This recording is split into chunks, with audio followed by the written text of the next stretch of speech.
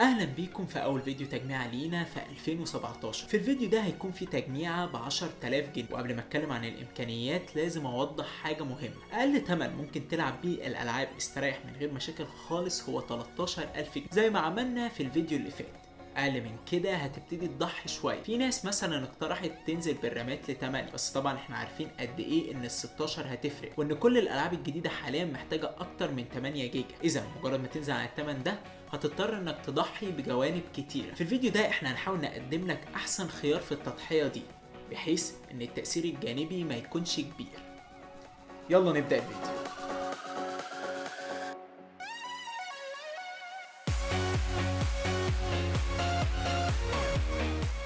اول حاجه حابب انبه عليها هي ان كل اسعار الفيديو ده بتاريخ 24/1/2017، وهنعرض الاسعار بالجنيه المصري والدولار.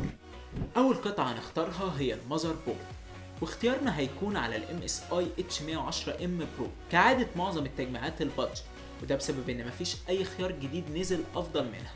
عيوبها طبعا قلناها في فيديوهات التجميعات اللي قبل كده، واللي ملخصها ان البوردة دي مش بتوفر لك خيارات كتير بسبب مداخلها القليلة، ولكن هي خيار ممتاز بالنسبة لسعرها. سعر البوردة هو 1250 جنيه مصري و43 دولار. طيب ناس كتير طلبت اننا نقول تفاصيل اكتر عن القطع اللي بنختارها. بالنسبة للبوردة دي مش هيفرق اننا نتكلم في تفاصيل عنها، لان احنا بنبص على ارخص بوردة متواجدة في السوق بتشغل سوكت LGA 1151، وامكانياتها تعتبر مقبوله جدا. فيها مكانين رامات من نوعيه DDR4 باقصى تردد 2133 ميجا هرتز واقصى سعه 32 جيجا، بالاضافه لاربع اماكن SATA 3 ومدخلين USB 3.1 واربع مداخل USB 2، والامكانيات دي تعتبر كافيه جدا للتجميع اللي معانا. تاني قطعه هتكون البروسيسور، والاختيار هيكون على الكور i3 6100. دلوقتي الاي 3 كويس اكيد ومقبول جدا في معظم الالعاب، حتى لو هو دول كور فمش مشكله، لان خاصيه الهايبر ثريدنج هتساعدنا. البروسيسور بيجي بتردد 3.7 جيجا هرتز، وده مناسب جدا للالعاب. برضه هنلاقي 3 ميجا كاش، وبيجي بانتل HD 530 عشان لو حد عايز يشغل الشاشه من مدخل الفيجا او الدي في اي اللي في البورده بدل من كارت الشاشه. سعر البروسيسور 2100 جنيه مصري و120 دولار. تالت قطعه هتكون كارت الشاشه، والاختيار هيكون على الجي تي اكس 1050 نسخه الاكسبيديشن من اسوس.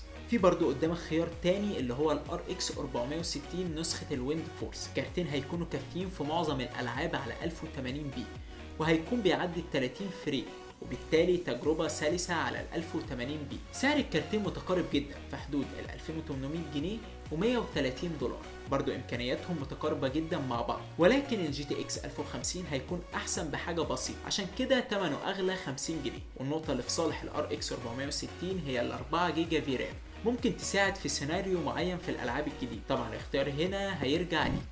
رابع قطعة هتكون الرامات، والاختيار هيكون على الكروشر 8 جيجا بايت ستيك واحدة.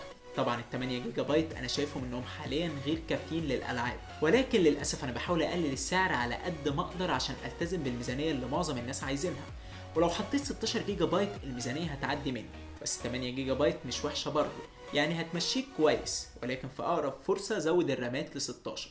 سعر الرامات 1100 جنيه مصري و51 دولار. خامس قطعه هتكون الكيسه، والاختيار هيجي على الانزي اكس تي سورس 210.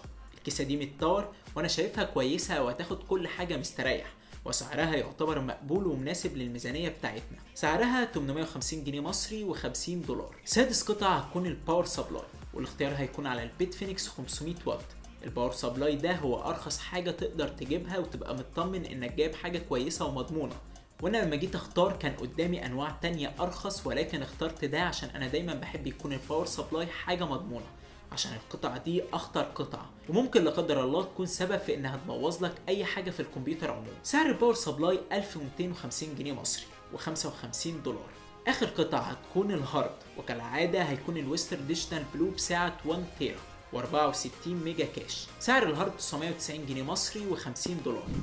بكده تكون التجميعة ب 10440 جنيه مصري و504 دولار، وده اقل سعر قدرنا نوصل له. واقل من كده هتبتدي تكون التجربه اللي هتاخدها من الجهاز مش كويسه، وهيبقى بيقابلك مشاكل كتير هتخليك تضطر تقلل في اعدادات اللعب جامد وانت بتلعب. دلوقتي بقى عايز اوضح حاجه مهمه. باذن الله في تجميع ارخص من كده ومقبوله هتنزل خلال الايام الجايه، هتكون في حدود ال 7000 جنيه.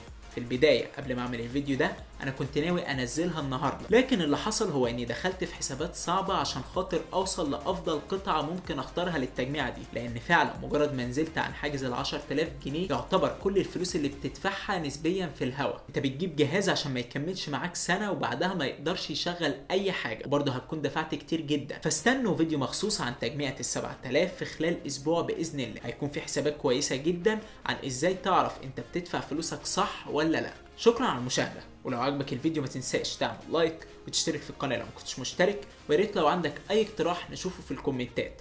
برضو ما تنساش تتابعنا على السوشيال ميديا من اللينكات في الديسكريبشن تحت الفيديو. اشوفكم الحلقه الجايه ان شاء الله. سلام.